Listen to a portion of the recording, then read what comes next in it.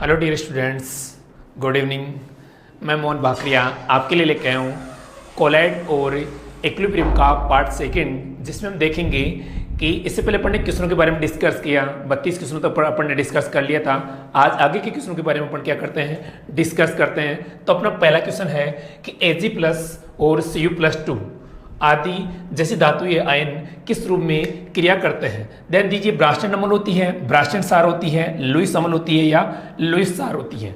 आपको एक चीज़ बता दूं कि कौन कौन से क्या क्या हैं, अलग अलग डिस्कस करेंगे इनके बारे में। तो अपना पहला काम है, सबसे पहला पॉइंट आया है ब्रास्टन अम्ल। ब्रास्टन अम्ल किसे कहते हैं कि वे यौगिक जो क्या देते हैं, H+ देते हैं। क्या देते हैं? H+। उन्हें क्या कहा जाता है? ब्रास्टन कहा जाता है। तो Ag+ और Cu+ में क्या H+ है? नहीं है। तो ये क्या नहीं देंगे? H+ नहीं देंगे, तो ये ब्रास्टन अम्ल नहीं है। फिर देखिए ब्रास्टन सारक, वे यौगिक जो H+ क्या करते हैं, ग्रहण करते हैं, यानी प्रोटोनिग्राही। तो ये क्या H+ ग्रहण कर सकते हैं? नहीं कर सकते, अर्थात ये भी नहीं होगा। अब आता है लुईस अम्ल और लुईस सार की बात की जाती है। तो मैं पहले लुईस अम्ल की बात करता हूं। तो लुईस ने कहा था कि इलेक्ट्रॉन युग्म ग्राही, इलेक्ट्रॉन युग्म में ग्राही क्या कहलाते हैं? लुईस अम्ल कहलाते हैं। तो जिसमें एग्जांपल्स देखते हैं कि समस्त धनायन, जितने भी धनायन होते हैं वो इलेक्ट्रॉन युग्म ग्राही होते हैं। इसके अलावा अष्टन्यून यौगिक, बहुबंधित यौगिक या जिनके पास रिक्त डिकक्षक पाया जाता है, वे समस्त यौगिक क्या होते हैं? अपने लुईस अम्ल होते हैं। तो ये धनायन है कि नहीं है? Ag+ और Cu+2, तो ये क्या होगा? लुईस अम्ल। और लुईस सारक क्या होते हैं? समस्त ऋणायन। तो ये लुईस सारक तो हो नहीं सकते। तो इस क्वेश्चन का आंसर क्या हो जाएगा? लुईस अम्ल। क्या हो जाएगा आपका? लुईस अम्ल। अगला क्वेश्चन देखिए, ये जेट 2012 में आया हुआ क्वेश्चन है। अगला क्वेश्चन अपना 0.001 नॉर्मलता HNO3 घोल की pH मान बताइए। सबसे पहले यहां से देखिए, ये किस में आ गया अपना 0 पॉइंट, करते हैं स्टार्ट इसको। 0.001 नॉर्मलता पाया गया है। देखिए हमेशा pH निकल जाती है, किस में निकल जाती है? नॉर्मलता में निकल जाती है, ना कि किस में निकल जाती है? मोलरता में निकल जाती है। तो यहां से देखते हैं, पहले इसको किस में चेंज कीजिए? घातांक में चेंज करते हैं। कितनी संख्या छोड़ के पॉइंट है? 1 2 3, तो 1 बट्टा क्या जाएगा? 1000। 1 बटा क्या जाएगा? 1000। मैं इसको घात में चेंज करूँ तो 1 बटा 10 की घात 3 ऊपर जाएगी, तो किस में जाएगी? 10 की घात -3। यहाँ ये क्या आ गई? HN की सांद्रता। ये क्या आ गई? HN की सांद्रता। pH का फॉर्मूला लगाते हैं, तो pH बराबर -log ऑफ HN की सांद्रता, वो कितनी है? 10 की घात 3। 3 आगे चला जाएगा, ये किससे खुलेगा? log x की पावर n से। तो ये क्या जाएगा? n log x। और log x का मान कितना रहेगा? 10। 10 का मान कितना आता है? 1। तो इसकी pH कितनी आ जाएगी? ये लखोर के देखते हैं। log 10 की घात -3, ये 3 आगे जाती है, तो प्लस के 3 log 10। log 10 का मान कितना होता है? 1। तो यहाँ pH कितनी आ जाती है? 3। तो इस क्वेश्चन का आंसर क्या होगा? 3। इस क्वेश्चन का आंसर कितना होगा? 3।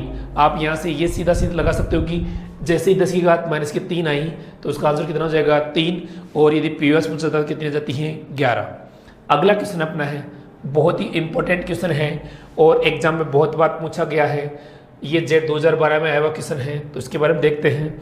तो अपना क्वेश्चन है कि SnH2 के लिए विलेयता गुणनफल का सही निरूपण होगा। सही निरूपण होगा, तो ध्यान दीजिए, पहले इसको तोड़िए। SnH2 है, क्या है आपका? SnH2 है। तो इसको तोड़ने पर Sn+4 और 2s-2 2s-2।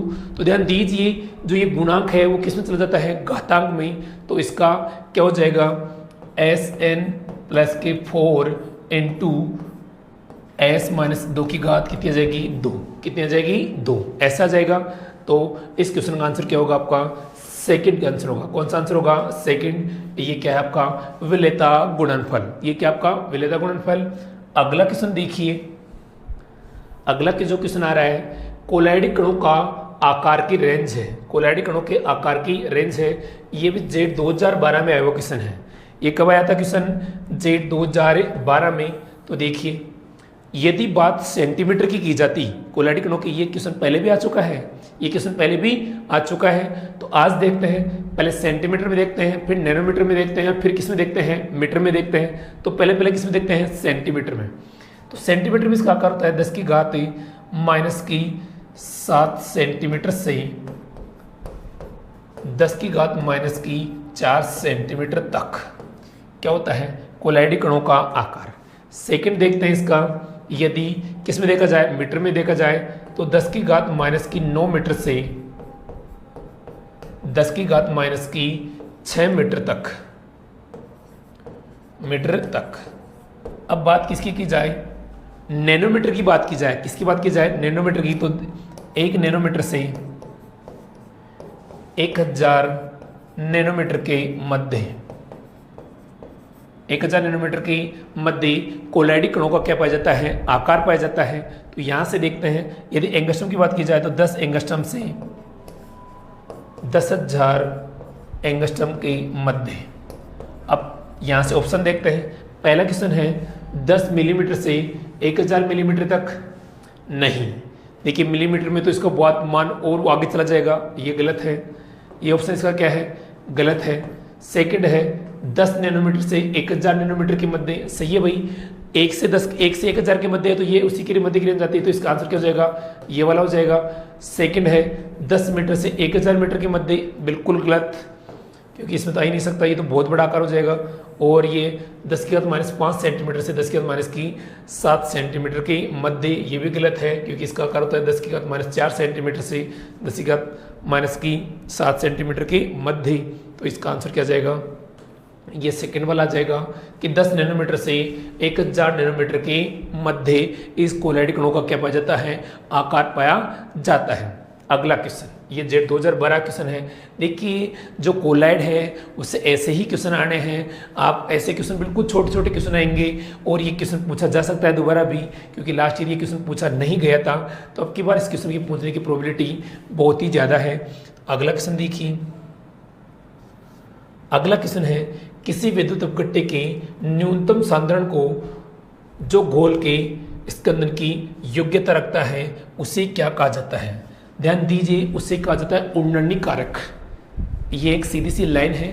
ध्यान दीजिए, किसी विद्युत अपघट्य के न्यूनतम सांद्रण को जो घोल के स्कंदन को रोकने की योग्यता रखता है, इसे रक्सी कोलाइड भी, उसे क्या कहते हैं, रक्सी कोलाइड भी कहा जाता है, या उन्ननी कारक भी कहा जाता है। तो इस क्वेश्चन का आंसर क्या हो जाएगा, उन्ननी मान। उन्ननी कारक मान इसका क्या हो जाएगा, आंसर हो जाएगा। तो ये क्वेश्चन, इसका आंसर क्या हो जाएगा, ये क्वेश्चन भी रिपीट हो सकता है, बहुत ही इंपॉर्टेंट क्वेश्चन है। तो इसका आंसर क्या होगा, उन्ननी कारक। क्या होगा इसका, उन्ननी कारक। नेक्स्ट क्वेश्चन देखिए, अगला क्वेश्चन अपना है H2AsO4 में AS का ऑक्सीकरण अंक होगा। देखिए ये पॉइंट अभी तक पढ़ाया नहीं गया है, जैसे आपको पढ़ाया जाएगा, करके भी इसको बता देते हैं यहीं पे, ठीक है। उन्ननी कारक इसका देखिए H2AsO4 में AS का ऑक्सीकरण अंक होगा, जिसका ऑक्सीकरण अंक निकालना है उसे क्या मान लिया जाता है, X। तो अपने पास है H2AsO4 है, इसका निकालना है, इसे मैंने क्या मान लिया, X। हाइड्रोजन का एक का कितना होता है, +1 होता है, तो 2 का कितना हो जाएगा, +1 को किससे गुणा कर दो, 2 से गुणा कर दो, प्लस ऑक्सीजन है, ऑक्सीजन कितनी है, -2 है, 1 की, तो कितने यहाँ पे है, 4 है, तो बराबर 0। तो यहाँ से देखिए 2 + x - 8 बराबर 0। तो x बराबर कितना आ गया, +6। कितना आ गया, +6। तो H2AsO4 का ऑक्सीकरण कितना होगा, +6 ऑक्सीकरण होगा। तो यहाँ से देखिए इसका आंसर ये होगा। अगला क्वेश्चन है, बहुत ही सिंपल क्वेश्चन है, Na2CO3 का जलीय विलीन होता है। यदि ऐसे क्वेश्चन आते हैं तो आपको कुछ नहीं करना है, सिंपल सा काम इसमें, इनको जल से क्रिया करवा दो। Na2CO3 है, 2 मोल में किससे करा दूँ, जल से क्रिया करा दो, H2O से क्रिया करवाई। तो यहाँ से देखिए मेरे पास क्या बन जाएगा, यहाँ से करने पर मेरे पास जो रिएक्शन निकल के आएगी वो आएगी कि H2CO3 + 2 मोल NaOH।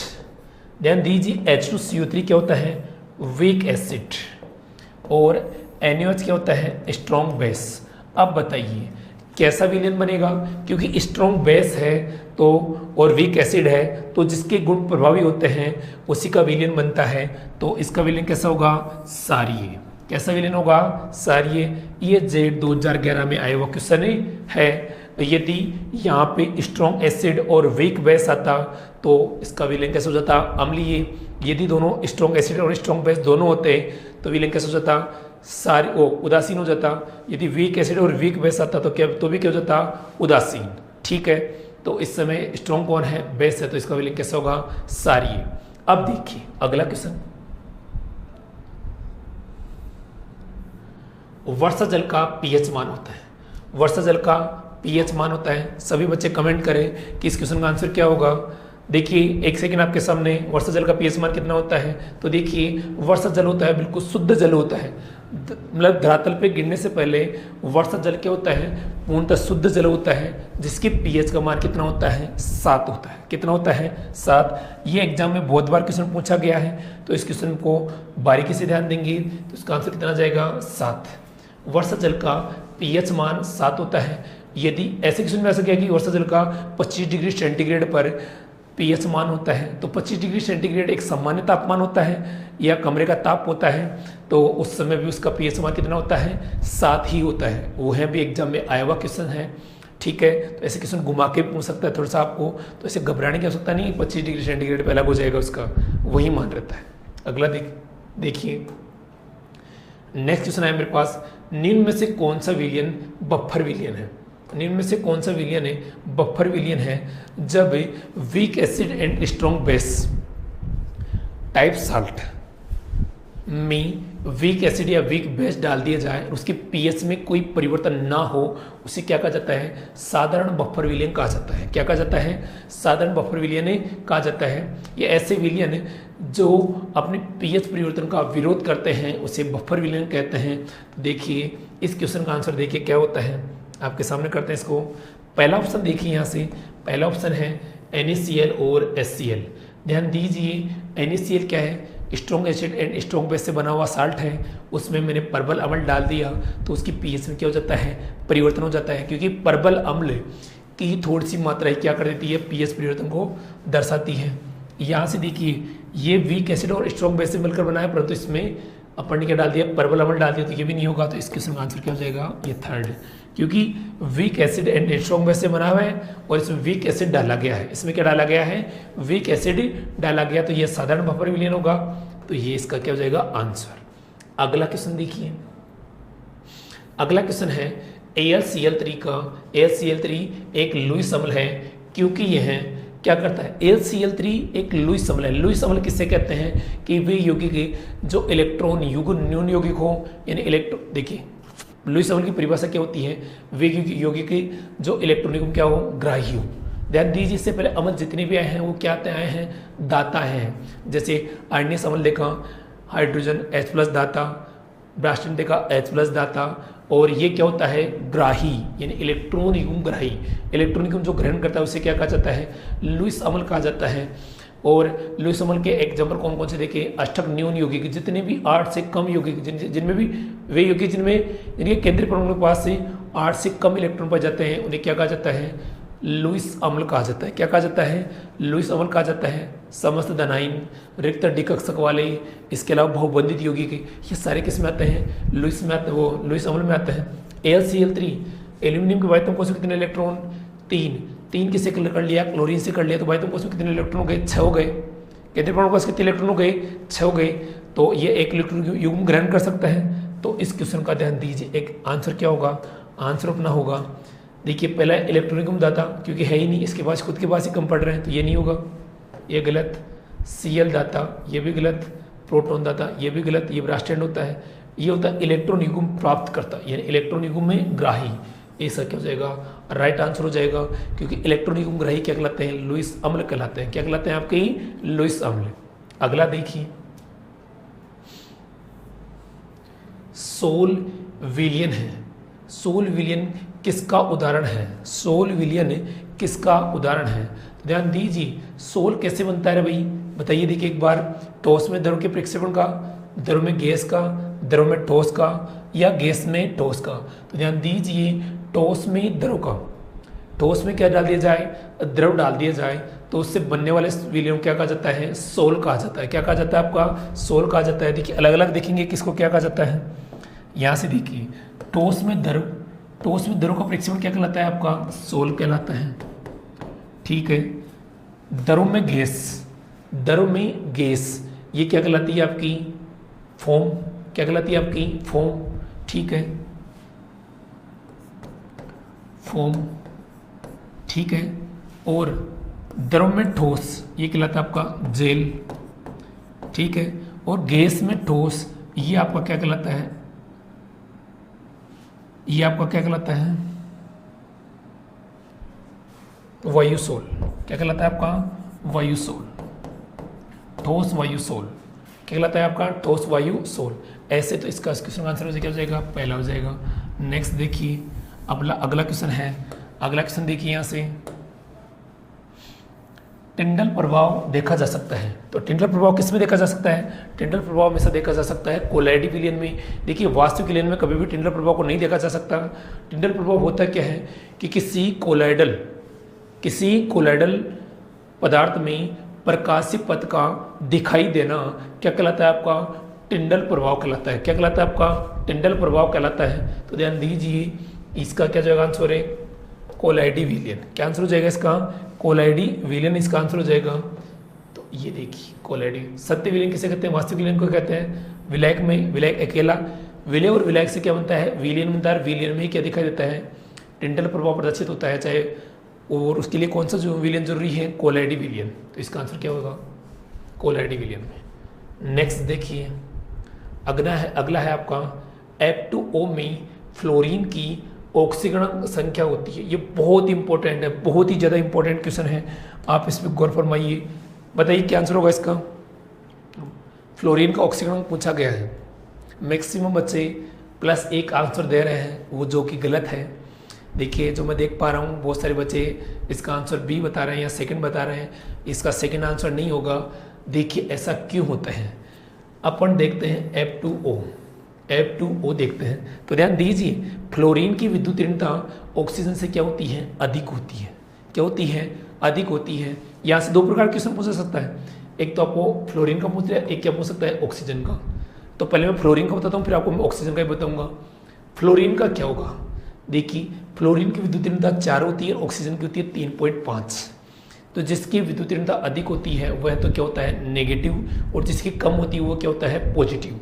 क्योंकि एक दृष्टि में दोनों नेगेटिव दिखाई दे रहे हैं, पर तो नेगेटिव तो पदार्थ बनाएगा नहीं। एक तो क्या होना चाहिए, पॉजिटिव, और एक क्या होना चाहिए, नेगेटिव। तो यहाँ से देखिए ये तो क्या होगा, पॉजिटिव, और ये क्या होगा आपका, नेगेटिव। तो यहाँ से सीधी सी बात है, F2O आया है, इसका निकालना है तो 2x, ऑक्सीजन किस में है, प्लस में आएगा, प्लस के 2 बराबर 0। तो 2x बराबर -2, तो x बराबर कितना जाएगा, -2/2 मीन्स कितना जाएगा आंसर है, -1।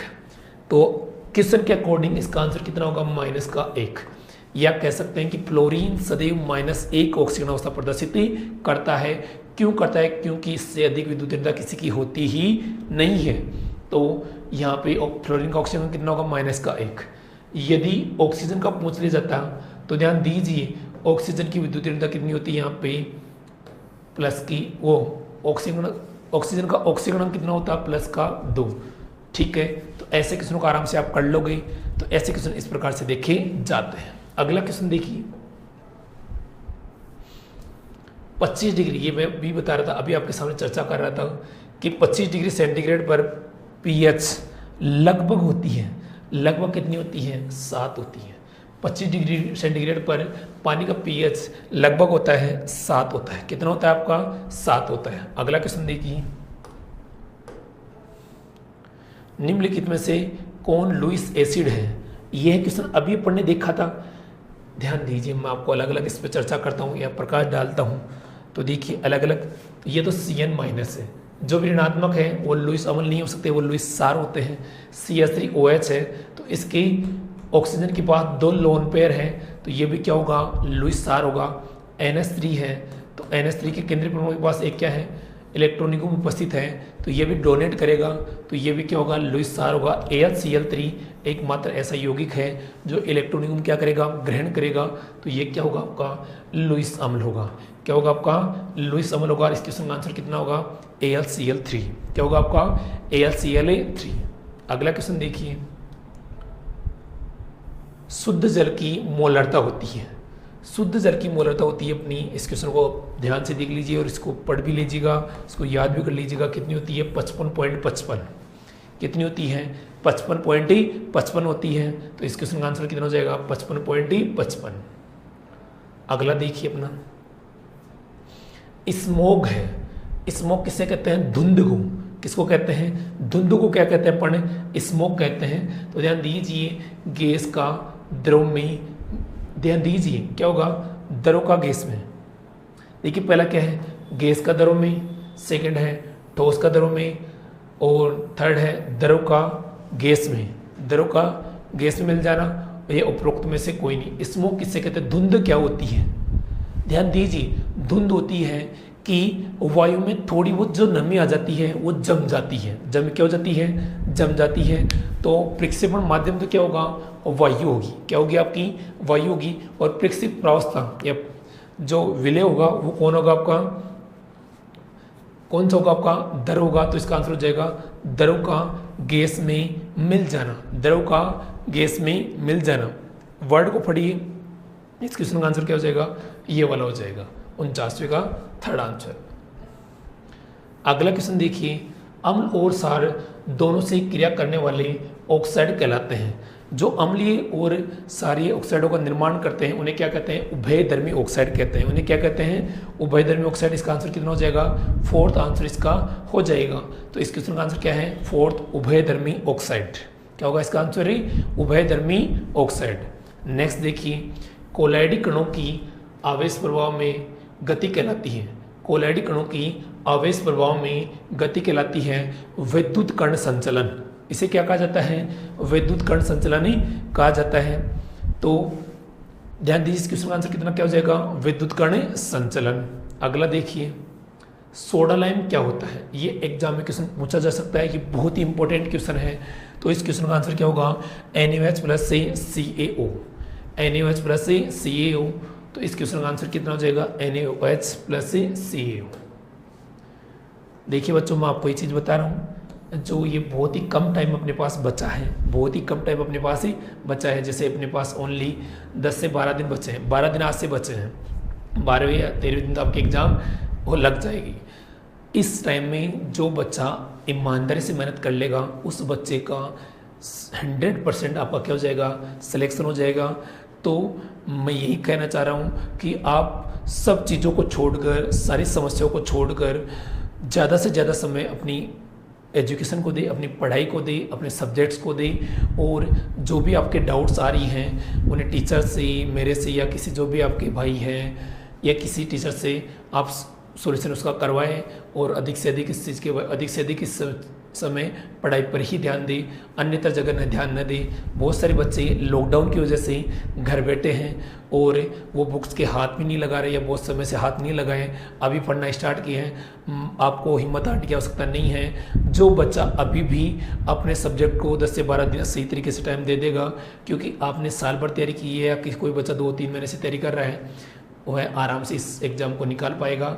एग्ज़ाम में जो क्वेश्चन आते हैं वो बिल्कुल बेसिक क्वेश्चन आते हैं, इतने हार्ड एंड टफ क्वेश्चन नहीं आते हैं। आपको संयम रख के क्वेश्चनों को पढ़ना है और बगैर हड़बड़ाहट किए हुए इन क्वेश्चनों को सॉल्व आउट ही करना है। तो मेरी तो यही है कि आपसे कामना कि आप अच्छे से अच्छे पेपर को करके आइए और अधिक से अधिक अभी इसी समय जो आपने पहले टेस्ट पेपर दे दिए हैं या आपने कुछ आपके पास ऑब्जेक्टिव क्वेश्चन होंगे उनको अधिक से अधिक समय दें। जैसे पहले टॉपिक पढ़े, टॉपिक पढ़कर ऑब्जेक्टिव क्वेश्चन को सॉल्व आउट करने की कोशिश करें। और आपसे मैं उस पेपर पे आता हूँ। सोडा लाइम क्या होता है, सोडियम हाइड्रोक्साइड और कैल्शियम ऑक्साइड का मिश्रण क्या कहलाता है, आपका सोडा लाइम कहलाता है। ठीक है, अगला क्वेश्चन देखिए। अगला क्वेश्चन है, निम्नलिखित साम्यों में NO प्लस 1/2 O2 से NO2 बनता है तथा सेकेंड रिएक्शन है 2NO2 से तो NO प्लस से O2 के लिए साम्य स्थिरांक K1 और K डैश में क्या संबंध होगा। अब मैं आपको पहले भी बता चुका हूँ ऐसे क्वेश्चन कैसे सोल्व आउट करते हैं। देखिए मेरे पास दो रिएक्शन है, मैं पहली रिएक्शन लिख रहा हूँ K1 को लिख रहा हूँ यहाँ से K1। देखिए मेरे पास आई है NO प्लस से हाफ O2 से क्या बनता है NO बनता है। क्या बन रहा है अपने पास, मेरे पास NO2 बन रहा है, ठीक है। और सेकेंड रिएक्शन मेरे पास क्या है K2 है, तो K2 से मेरे पास क्या है 2NO2 से मेरे पास क्या बना 2NO प्लस O2 का निर्माण हो रहा है। ध्यान दीजिए जो अभिकारक था वो क्या बन गया उत्पाद, और जो उत्पाद था वो क्या बन गया अभिकारक बन गया। तो इस समय K और K डैश में क्या संबंध होगा, तो K डैश बराबर या K और K1 में संबंध क्या होगा, तो K2 बराबर 1/K K1 की पावर n, K1 की पावर n। ये वाला फॉर्मूला, ये वाला संबंध आता है K और K डैश में संबंध देखा था अपन ने। उपलवारी रिएक्शन को अभिकारक उत्पाद बना दिया, उत्पाद को क्या बना दिया अभिकारक बना दिया, और कितने से गुणा किया है 2 से गुणा किया है सभी को, तो इसकी पावर कितनी आ जाएगी 2। तो यहाँ से देखिए 1/K स्क्वायर K2 का स्क्वायर, तो यहाँ से देखिए इसमें जो ऑप्शन देखिए K2 का नहीं K1 का स्क्वायर, यहाँ पे K1 लिख रहा है K1 का स्क्वायर, तो देखिए K2 बराबर 1/K1 का स्क्वायर, अर्थात ये कौन सा ऑप्शन आ जाएगा इसका थर्ड ऑप्शन आ जाएगा। इस प्रकार के क्वेश्चन आसानी से निकाले जा सकते हैं, अपन ने निकाल के देख लिया है। यदि अभिकारक और उत्पाद की दिशा बदल दी जाए तो वो बट्टे में चला जाता है, 1/K की पावर क्या जाता है n हो जाता है, और यदि सेम दिशा होती तो ये क्या हो जाता K2 बराबर K की पावर n हो जाता, तो यहाँ पे दिशा उस समय अलग रहती। अगला देखिए नेक्स्ट क्वेश्चन है संगुणित क्लोराइड है। संगुणित क्लोराइड कौन सा होता है, साबुन का विलयन आपका क्या कहलाता है संगुणित क्लोराइड कहलाता है। क्या कहलाता है आपका संगुणित क्लोराइड कहलाता है। तो इस क्वेश्चन का आंसर क्या होगा साबुन का विलयन। नेक्स्ट क्वेश्चन है बेरियम सल्फेट की विलेयता गुणनफल। ये क्वेश्चन मैंने उस समय भी करवाया था, आज मैं फिर वापसी करवा रहा हूँ। ये उस समय तो क्या दे रखी थी, इसकी विलेयता दे रखी थी और विलेयता गुणनफल पूछा गया था। आज विलेयता गुणनफल दे रखा है और क्या पूछा गया है इसकी प्रति लीटर विलेयता होगी। तो ध्यान दीजिए KSP बराबर कितना आ गया 201 × 10⁻⁻10 आ गया। तो ध्यान दीजिए बेरियम सल्फेट का फॉर्मूला होता है BaSO4। क्या होता है आपका BaSO4, अर्थात ये AB अनुपात में है, तो इसकी विलेयता क्या हो जाएगी, ध्यान दीजिए विलेयता S बराबर क्या हो जाएगा KSP का क्या हो जाएगा √ हो जाएगा। क्यों हो जाएगा ऐसा, देखिए मैं इसको दोबारा बताता हूँ। मेरे पास था BaSO4, मेरे पास क्या था BaSO4, तो BaSO4 की ध्यान दीजिए विलेयता गुणनफल कितना आ गया 1 × 10⁻⁻10। इसका विलेयता गुणनफल क्या होता है S स्क्वायर, तो S स्क्वायर बराबर कितना आ गया 1 × 10⁻⁻10। तो S बराबर क्या होगा, दोनों तरफ √ कर दो, 10⁻⁻10 का करेंगे तो S बराबर कितना आ जाएगा 10⁻⁻5। ये वाला ऑप्शन आ गया मेरे पास 10⁻⁻5, ये आ गया। ये किसके बराबर आ गया S के बराबर आ गया। अब देखिए यहाँ अणुभार दे रखा है, क्या दे रखा है अणुभार दे रखा, तो अणुभार को इससे गुणा कर देंगे तो S बराबर 233 × 10⁻⁻5। अब देखिए 10⁻⁻5 में कोई ऑप्शन नहीं आ रहा, ये वाला ऑप्शन आ रहा है, परंतु यहाँ 233 से गुणा नहीं हो रहा। अब यहाँ से देखिए मैं इसको यूँ कर दूँ 2.33 × 10⁻⁻3 हो सकता है ऐसा, तो ये इसका आंसर हो जाएगा 2.33 × 10⁻⁻3 ग्राम इसकी क्या हो जाएगी विलेयता हो जाएगी। बेरियम सल्फेट का फॉर्मूला होता है BaSO4। क्या होता है आपका BaSO4। तो इस प्रकार से क्वेश्चन निकाला जाता है। अगला क्वेश्चन है PCl5 का अपघटन निम्नलिखित समीकरण द्वारा किया जाता है। PCl5 से PCl3, यहाँ से देखिए क्या बन रहा है, यहाँ से देखिए PCl5 से क्या बन रहा है PCl3 + Cl2। यदि PCl5 का प्रारंभिक सांद्रता क्या हो जाती है A मोल है, कुल दाब इसका क्या है P है, तो विघटन की मात्रा X मोल हो तो PCl3 के लिए Kp का मान होगा। के लिए आंशिक दाब देखिए, यानी आंशिक दाब होगा। ये क्वेश्चन था, क्वेश्चन थोड़ी मिस्टेक है। आंशिक दाब होगा तो सबसे पहले रिएक्शन को लिखते हैं। मेरे पास थी PCl5 से PCl3 + Cl2, ये वाली चीज़ है। ये आ गई। अब देखिए इसकी इसने क्या बोली, इसकी प्रारंभिक सांद्रता कितनी है, ए है, तो इसकी कितनी है 0, इसकी कितनी है 0। ये x समय पश्चात x मोनो में वियोजित हो जाता है x, ये x, तो ये क्या हो जाएगा a minus x. Total pressure TP कैसे निकालेंगे, सबको जोड़ लेंगे, a minus x plus x plus x, x x cancel, तो यहाँ से क्या हो जाएगा a प्लस एक्स, क्या गया a प्लस एक्स। यहाँ से a प्लस एक्स आ रहा है तो आंशिक दाब निकालना है सबका अलग अलग। तो इसका तो क्या हो जाएगा PCl5 का तो क्या हो जाएगा PCl5 बराबर a minus x upon a plus x into P. ये तो किसका हो गया PCl5 का। अब PCl3 का निकाले तो क्या निकालेंगे, यहाँ क्या है x बटे a प्लस एक्स, x बटे a plus x into P. तो अब देखिए इसका आंशिक दाब निकालना था, तो यह देखिए x upon a plus x किस में आ रहा है, इस थर्ड ऑप्शन में आ रहा है, तो इसका आंसर क्या हो जाएगा x upon a plus x. इस क्वेश्चन का क्या हो जाएगा आंसर हो जाएगा। इस प्रकार से मैं क्वेश्चन को क्या कर लूँगा, निकाल पाऊंगा। अब देखिए अगले वाले क्वेश्चन में, यहाँ पे ही क्वेश्चन एंड होते हैं आपके, ठीक है। तो इस प्रकार से इन क्वेश्चनों को निकाला जाता है। क्वेश्चन कितने बड़े हार्ड नहीं होते, बिल्कुल सिंपल क्वेश्चन होते हैं जिन्हें आप आसानी से निकाल सकते हो। तो किसी को घबराने की आवश्यकता नहीं है, आप लगातार अपने YouTube चैनल को देखते रहिए, जिसमें आपको आगामी सालों के जैसे आगामी टॉपिक्स हैं, जैसे और आपके ऑर्गेनिक केमिस्ट्री आएगी, GOC का कुछ पार्ट है, आपका ऑक्सीकरण का पार्ट है। तो इन सभी चैप्टर्स के मैं आपके लिए क्वेश्चंस लेके आने वाला हूं, जिसमें आप आराम से देखते रहिए। इन क्वेश्चनों से भी एग्जाम में 5 से 7 क्वेश्चन आपके रिपीट होने वाले हैं, जो आपको बहुत ही क्या होंगे लाभदायक होंगे। और इससे आपको ये पता लगेगा कि कौन से टॉपिक से किस प्रकार के क्वेश्चन आते हैं और इन्हें किस प्रकार से सॉल्यूशन किया जाता है। आप फुल माइंड होके इन क्वेश्चन का सॉल्यूशन करेंगे तो आसानी से आप सॉल्यूशन इसका कर पाएंगे। धन्यवाद।